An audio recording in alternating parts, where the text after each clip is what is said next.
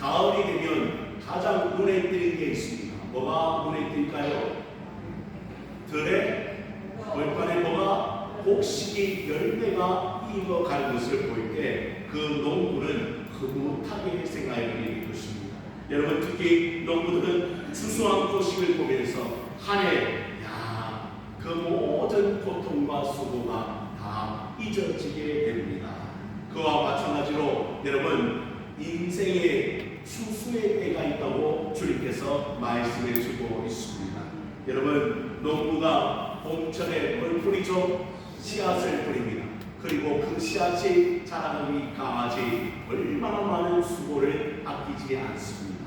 그리고 드디어 가을이 되었습니다. 이제 추수하여 낫으로 그 곡식들을 거두는 때가 있는 것처럼 우리의 인생에도 여러분 마지막 때가 있음을 주님 말씀하시고, 또한 이 세상에도 마지막 때가 있으니 사랑하는 성도들이여, 오늘 여러분들과 같이 그 때를 깨어서 준비하는 그런 준비된 성도들이 많아질 때 하나님께서 그날에 우리에게 주실 상이 얼마나 크고 아름다운지 우리는 알게 될 것입니다.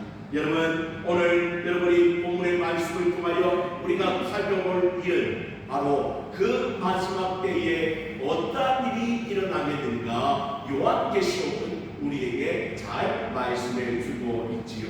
오늘 이 요한계시록 14장 14절의 말씀을 보니 이렇게 되어 있습니다. 또 내가 보니 흰 구름이 있고 구름 위에 인자와 같은 이가 앉으셨는데 그 머리에는 검열류관이 있고 그 손에는 예리한 낫을 가졌더라. 여러분, 본문에 언급한 흰 구름 위에 앉아 계신 인자와 같은 이가 누구겠습니까? 바로 다시 오실 예수 그리스도를 보여주고 있는 말씀입니다. 왜 그러냐? 다니엘서 7장에 가보면 이런 말씀이 있습니다. 하늘 구름을 타고 오시는 인자 같은 이가 나타나게 될 것이다. 여러분, 구약의 다니엘서는 예언서잖아요. 그 예언서에서 이 다니엘은 누구를 보느냐? 바로 하늘 구름을 타고 오시는 인자를 보게 되는 것이죠. 그와 마찬가지로 구름은 영광과 위엄을 상징하고, 또한 놀라운 것은 그 머리에는 어떤 열류관? 금열류관이 있어야 있다. 여러분, 그래서 그분은 만왕의 왕이 되시며 모든 주의 주가 되시는, 그래서 이 땅을 영원토록 다스리실 분이라고 성경은 말씀해 주고 있습니다. 아버지 하나님께서도 심판의 권한을 누구에게 주셨다? 그 아들 예수 그리스도께 주신 것을 우리는 알게 되죠. 그래서 그 손에는 뭘 들고 있더라? 예리한 낫을 들고 있더라. 여러분, 왜 낫을 들고 있습니까? 이제 추수의 때가 가까웠기 때문이죠. 그래서 15절의 말씀을 보십시오. 또 다른 천사가 성전으로부터 나와 구름 위에 앉은 이를 향하여 큰 음성으로 외치는데, 당신의 낫을 기르러 거두소서. 땅의 곡식이 다 익어 거둘 때가 이르렀음이니이다 하니. 그 천사가 어떤 음성을 들려줍니까? 당신의 뭘? 낫을 이제 휘두어 곡식을 거둘 때가 왔습니다. 이게 마지막 때라고 주님께서 말씀하고 있지요. 여러분, 당신의 낫을 휘둘러 거두소서란 말은 어떤 의미입니까? 이제 추수하기를 원합니다. 이제 모든 곡식이 어떻게 된다는 거예요? 알이 가득 차게 되죠.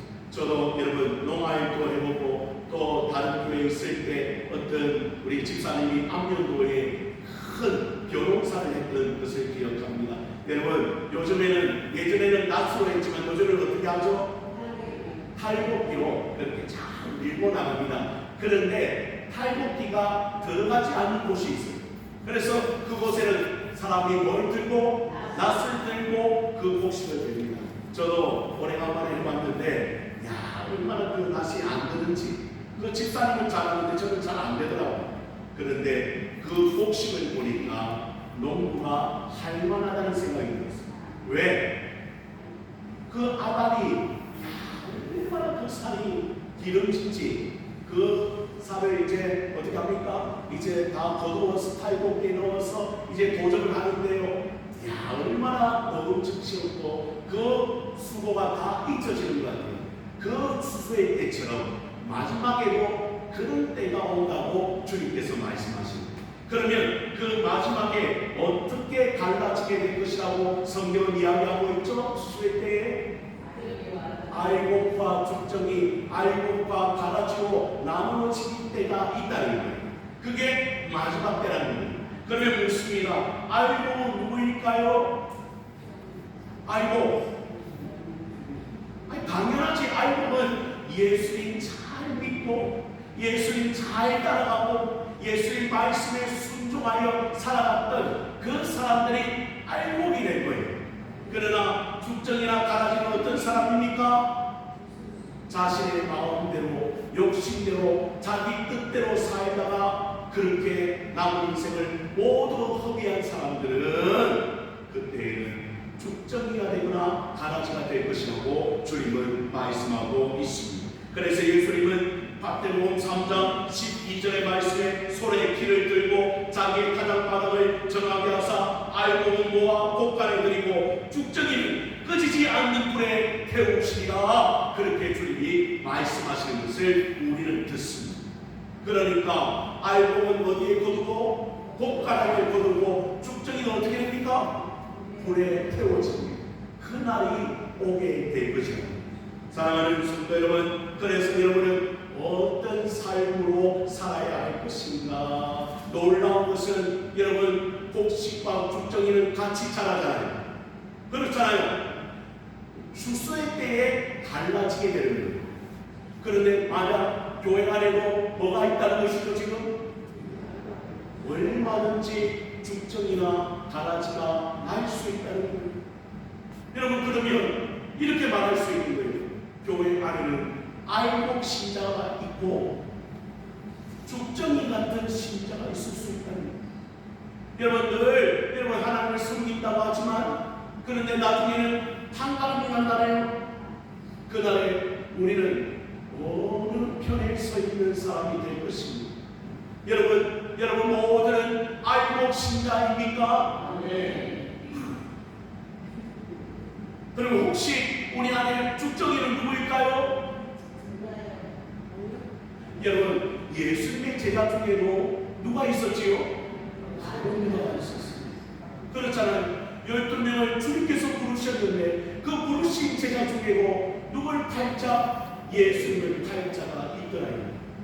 그와 마찬가지로 나는 정말 신앙생활 잘하고 있다고 생각했는데, 나는 예수님을 잘 믿는다고 생각했는데 자기의 욕심대로 자기의 뜻을 내려놓지 아니하고 그리고 자기 마음대로 신앙생활을 한 사람은 나중에 죽정이가 되고 불타 없어지는 존재가 될 수 있다고 주님은 말씀하고 있는 것을 우리는 이 밤에 듣습니다.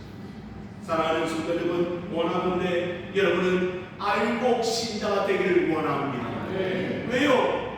얼마나 억울하겠어요. 나는 교회를 다녔는데, 나는 예배로 드렸는데, 나는 헌신도 했는데 나중에 주님께서 주여 나는 주를 위하여 다 그렇게 했습니다라고 외칠 때에 우리 주님이 도무지 너를 그러면 어떻게 되겠다 입니다. 얼마나 억울한 일이 있을 수 있습니다. 사랑하는 성도 여러분, 그래서 여러분이 가장 중요한 것은 항상 여러분을 좀 돌아보는 삶을 살아야 되지 않습니까? 진짜 나는 예수님 제자 맞는가? 예수님 따라가는 사람 맞는가? 한번 돌아봐야 된다는 거예요. 선줄로 알거든 뭐할까 조심하라. 넘어질까 조심하라.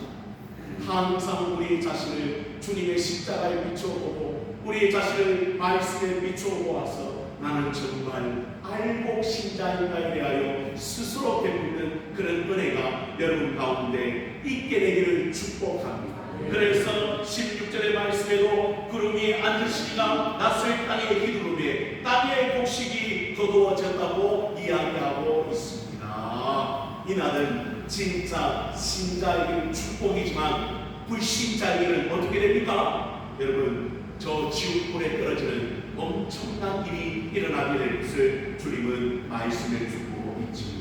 그래서 저는요, 악인들의 모습을 보면서 얼마나 날마다 기도 시간에 가슴을 치는지 모릅니다. 왜냐하면 지금도 전쟁이 있어요, 없어요? 얼마나 큰 전쟁이. 여러분들이 우리 6.25를 잊어서 그렇지 이 전쟁은요 참혹합니다. 우크라이나 지금 전쟁이 끝났어요? 여러분, 그 우크라이나 선교사님이 전해온 이야기를 들으면요 있을 수 없는 일들이 일어나요.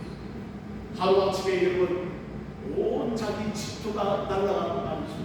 사람이 옆에서 죽고 그런 모습을 보고 먹을 것도 없고 그리고 피난길을 걸어가야 하고 이런 일들이 현대사회에 일어나고 있다는 거예요. 여러분이 모르지만 그 수많은 폭탄이 미사일이 여러분 이란 땅에 퍼부을 때에 여러분 살아남을 사람이 없는 그리고요 그 경제는요 이루 말할 수 없을 정도로 나오는 여러분 그뿐입니까?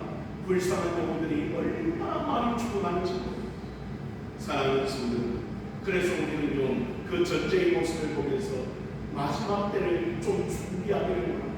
그때 우리는 깨어있는 성도들이 되어서 지금도 그 전쟁은 빨리 머리되기를 종식되고 하는 그 땅에 평화가 임하기를 우리가 기도하는 책임을 다하여 되지 않겠습니까?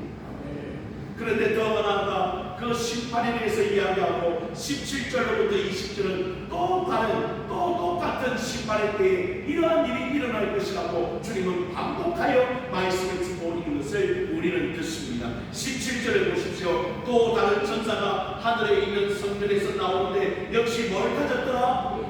예리한 낫을 가졌어요. 그리고 18절에 또 불을 다스리는 다섯 천사가 제단으로부터 나와 예리한 낫을 가진 자를 향하여 큰 음성으로 불르기를 내 예리한 낫을 휘둘러 땅에 뭘 거두라? 처음에는 복심을 거두죠. 이번엔 뭘 거둡니까? 포도송이를 거두라. 그 포도가 익었느니라 하더라. 그러면 첫 번째 마지막 때는 바로 복심을 거두는 일이었는데 그 복심은 뭡니까? 알곡은 모아 곡간으로 여러분 죽정이는 모아 불타는 곳으로. 그러면 이 마지막 때에 포도송이가 익었다는 말은 뭘 상징하는 것입니까 여러분? 악한 자들이 불의한 일들을 가득 채웠다는 것. 다시 말하면 포도송이는요 우리를 뜻하는 게 아니고 마지막 날에 이 악한 자들의 악이 가득 참으로 말미암아 어떻게 하겠다는 겁니까? 그 다음에 나오잖아요 여러분. 19절의 말씀을 보십시오. 천사가 낯을 땅에 휘둘러 땅에 포도를 모아요 거두 하나님의 진노의 큰 포도전점에 던진다고 그랬죠. 그 포도를 거두어 포도전점에 던집니다. 그리고 20절의 말씀을 보십시오. 성 밖에서 뭐합니까? 그 틀이 밝힘에 틀에서 뭐가 나고 피가 나서 마을 굴레에까지 닿았고 1600 스라티온에 퍼졌더라. 다시 말하면 320km 서울에서 대전까지 거리 가운데 그 피가 어떻게 됩니까? 퍼져요. 다시 말하면 그날의 진노의 심판이 그들에게 임하게 되는 놀라운 일들이 일어나게 될 것이라고 주님은 말씀해 주고 있음을 우리는 알게 됩니다. 여러분 노아의 때도 왜 하나님께서 홍수의 심판으로 그를 없앴습니까? 창세기를 보십시오. 제약이 그 땅의 왕의 반면 다시 말하면 가득 차 있어. 인간이 여러분 하나님을 배반하고 하나님을 떠나고 자기 마음대로 자기 욕심대로 살 때에 제약이 그 땅 가운데 가득 찼음으로 말미암아 어떻게 되었습니까? 하나님께서 홍수를 통하여 그 노아의 때에 심판을 이루어갔음을 우리는 보게 됩니다. 그뿐이 아니었습니다. 소돔과 고모라 땅도 마찬가지였습니다. 여러분 그 땅은 무엇 때문에 심판을 받았습니까? 제약이 가득 찼기. 그래서 어떻게 합니까? 그 가득 찬 제약을 그냥 두고 보고 있지 아니하시는 공의로우신 하나님께서 어떻게 합니까? 그 땅에 불로 심판을 이루고 그 그런 역사를 우리에게 보여주고 있습니다. 더 놀라운 것은 출애굽기입니다. 출애굽기를 지나 여호수아서에 가보면 그 가나안 땅에 왜 이스라엘 백성들이 들어가게 되었는가? 성경은 이야기합니다. 뭐 때문에? 그 가나안 땅에 살고 있는 주민의 제약 때문에 하나님께서 어떤 민족을 들어 이스라엘 민족을 들어 그 땅을 심판하기를 원하셨다고 기록하고 있습니다. 왜? 제약이 가득 차 있는 것을 더 이상 하나님은 견디지 못하는 것입니다. 마지막 때도 마찬가지입니다. 그 땅에 여러분 포도송이가 익었다는 것은 제약이 가득 찼다. 그래서 하나님께서 진노의 포도주 틀에 그 포도송이를 던지고 그리고 그 피가 사방으로 퍼져가는 그런 진노의 역사, 심판의 역사가 일어나게 될 것이라고 주님은 우리에게 말씀해 주고 있는 줄로 믿으시기를 바랍니다. 그래서 여러분 그날이 얼마나 참혹하겠습니까? 여러분 이 요한계시록을 들고 받았던 초대교회 성도들은 이 모습을 보면서 하나님을 바라봤을 것입니다. 왜냐하면 그때에도 박해의 시간이 있었기 때문에 핍박의 시간이 있었기 때문에 많은 사람들이 어디로 끌려가게 됩니까? 사형장으로 끌려가게 되고 짐승의 밥이 되어지고 손과 팔, 목이 잘리고 그런 일들이 일어났던 그 시대에 이 요한계시록에 그 성도들이 이 편지를 받아보고 읽어가며 위로를 받았을 때 바로 핍박은 끝이 나고 마지막 때가 되면 성도들은 알곡이 되어 하나님의 나라에 올라가게 될 것입니다. 그러나 그날에 자기 마음대로 악을 행하며 자기 욕심대로 살아갔던 그 어리석은 영혼들 결국에는 포도주 틈에서 포도가 밟히는 것 같이 그들은 심판을 당하게 될 것이라 우리 주님이 말씀하시는 것을 우리는 요한계시록의 말씀을 듣고 깨달아야 되지 않겠습니까? 사랑하는 성도 여러분, 종말에 반드시 이러한 일이 일어나게 될 줄로 믿으시기를 바랍니다. 그래서 히브리서 기자는 우리가 너무나 잘 아는 말씀, 한 번 죽는 것은 사람에게 정한 것이요 그 후에는 뭐가 있으리라? 심판이 있으리라. 한 번 죽는 거로 끝나지 않는다. 반드시 우리는 심판대에 서게 될 것입니다. 그러나 그 마지막 때에는 구원받은 성도에게는 축복의 날이 될 것이지만 그러나 구원받지 못한 불신자는 결국 그 지옥불 불못에 던져지는 안타까운 일이 일어나게 될 것을 주님은 말씀해 주고 있습니다. 왜 요한계시록은 지금 그것을 기록해 놓고 있습니다. 바로 이 땅에 살아가는 성도들이 이 땅에 사는 것을 위하여 만족하지 말고 항상 위의 것을 바라보며 살아가는 하나님의 백성이 되라고 오늘 경고하는 음성으로 요한계시록을 우리에게 말씀해 주고 있는 줄로 믿으시기를 바랍니다. 그래서 여러분 우리가 얼마나 잘 살아가야 할 것입니다. 여러분 세상 사람들과 똑같이 살아서는 안 된다는 사실을 주님이 우리에게 이 마지막 때 우리에게 말씀해 주고 있는 것입니다. 다시 말하면 여러분의 삶을 통하여 하나님께서 영광을 받으시기를 원하신다는 사실을 우리는 알아야 되지 않겠습니까? 오늘 하루를 살더라도 내 욕심과 내 만족과 내 유익을 위하여 사는 삶이 아니라 하나님이여 부족하지만 나를 통하여 하나님의 이름이 높아지기를 원하고 나를 통하여 하나님께서 영광을 받으시기를 원하고 나를 통하여 하나님의 뜻이 이 땅 가운데 이루어지기를 원합니다. 네. 이 믿음이 오늘 여러분의 믿음이 되어야 되지 않겠습니까? 제발 이 세대를 본받지 말고 그 마음을 새롭게 하여 변화를 받았습니다. 이제 하나님이 원하시는 뜻, 하나님이 기뻐하시는 뜻을 위하여 몸부림치며 살아가는 그런 하나님의 백성답게 살아야 되지 않겠습니까? 여러분, 그래서 마지막 때가 오기 전에 우리가 잘 준비되기를 원합니다. 준비되기를 원합니다. 네. 알곡신자 되기를 원합니다. 네. 그래서 여러분 다시 우리가 그 나라 가서 만날 때 어떻게 됩니까?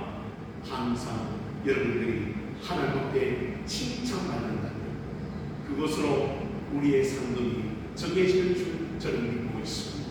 사랑하는 성도들이여, 한 주간의 삶에도 그냥 왔다 그냥 돌아가는 삶이 아니다.